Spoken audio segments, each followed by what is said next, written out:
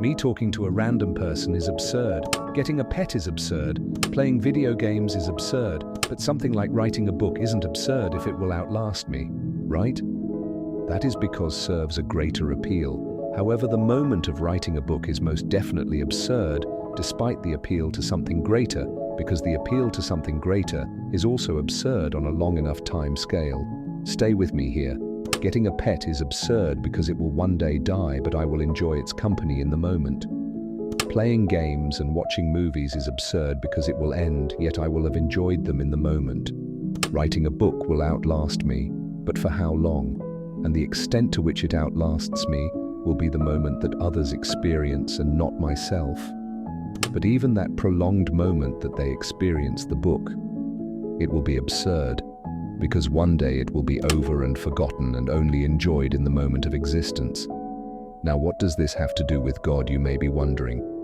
Well, theists and religious people say that this life is temporary and that we will live this one life in order and accordance to the creed of God's divine will and command in exchange for a blissful life after death. But what if there is no life after death?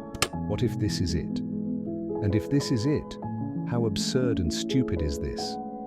If God exists and decreed the terms of life and existence are that our behavior in this life will determine our outcome of either eternal damnation or eternal pleasure, it is incredibly cruel, because will God for some reason be cruel and absurd enough to let us endure the suffering of this life if he could stop it? Some may say, well, what about the good times?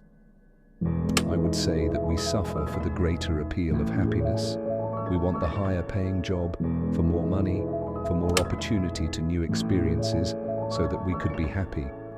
But if God was so benevolent, wouldn't he give this to us already? Wouldn't he end the suffering of any child in a war and grant them heaven? God is so cruel that he even went to the extent to create the life of a child who dies at 7 in a barren, desolate war zone to a bomb, and then, and only then, goes to heaven. Why didn't God give this child eternal bliss initially?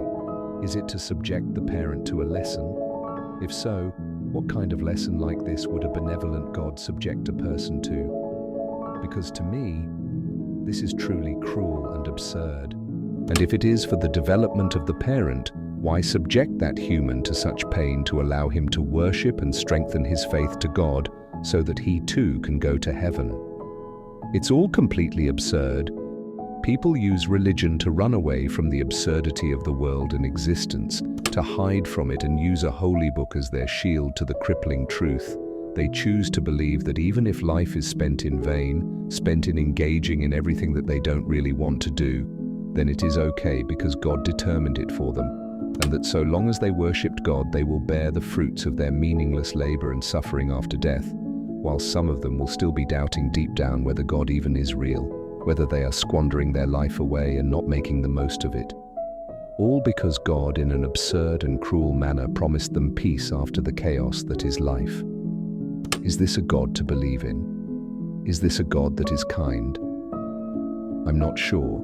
All in all, the philosophy of absurdism can be very easily applicable to God, and how God himself is absurd as a metaphysical being that is as real as my car, or even as an idea, as a concept.